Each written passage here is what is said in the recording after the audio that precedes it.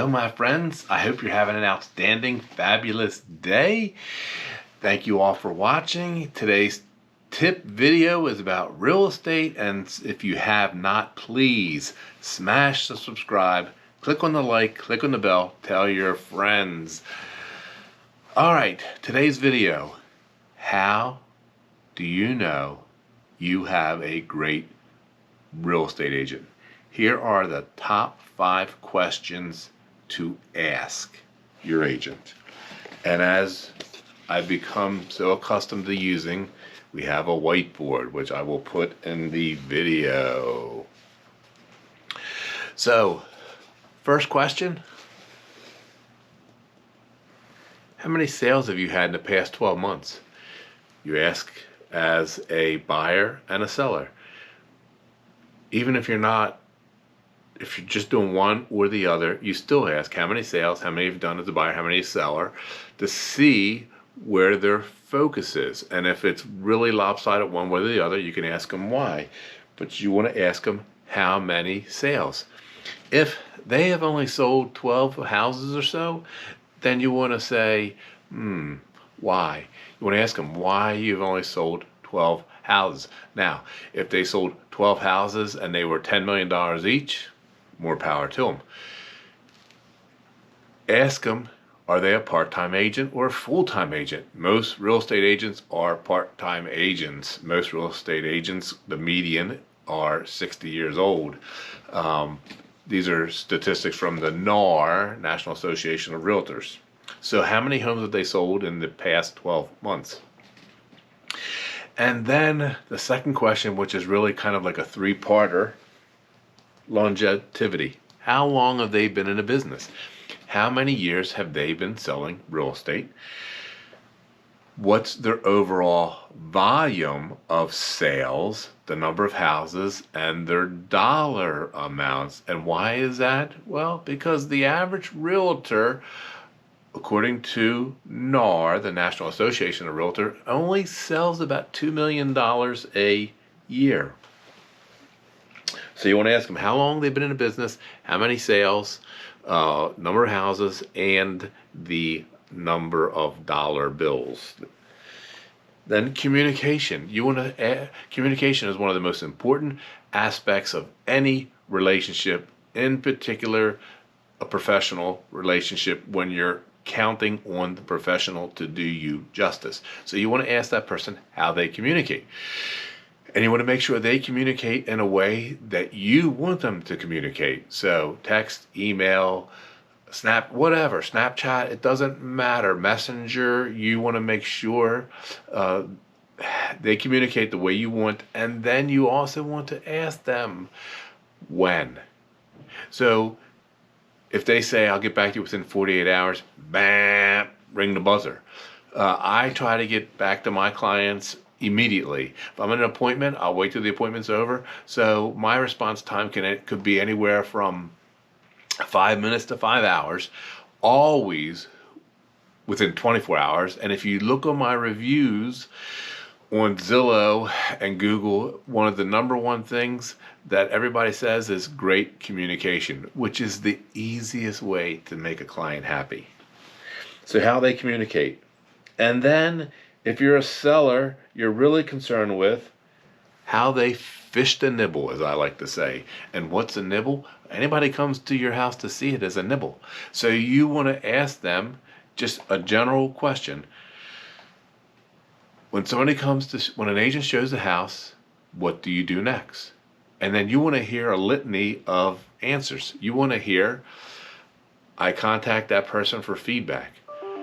You want to hear what they do about any objection. So if somebody shows your house and says, I hate the carpet, you want to ask that person, what would you say? So you want to find out how they follow up, and then what they do after the initial follow-up.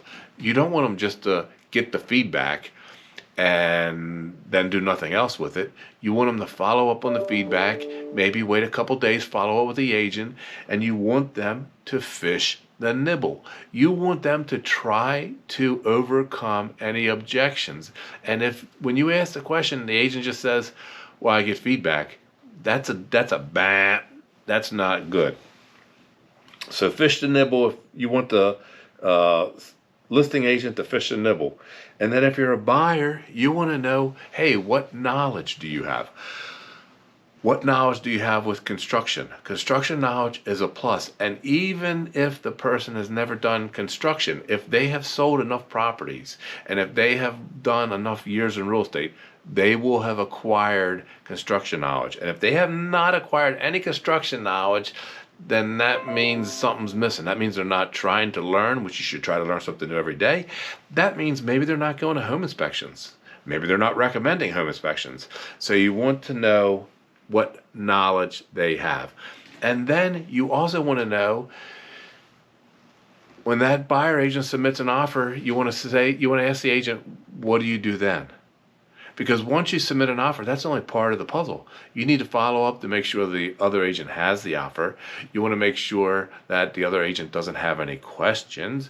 You want to make sure that your buyer's agent says, what does my client need to do to get this house if there's not an immediate response? So you want to make sure that the agent that you're going to hire does more than just sends off the offer, that they follow up and they try to make it happen for you so you can get the house that you want to purchase. So these are the 5 main things that you want to ask. If you go online, you will see people say that you need to ask, how do you market the house? Do you sell in my neighborhood? And other questions. And I say, that's kind of meaningless. And it's meaningless because if the person has longevity, if the person has been in a business for years and years, and the person has a lot of sales in the number of houses and the dollar sales in volume, you already know they're successful. In today's world with technology and the resources that are available to an agent, any great agent can do due diligence and research and sell anywhere that they're licensed.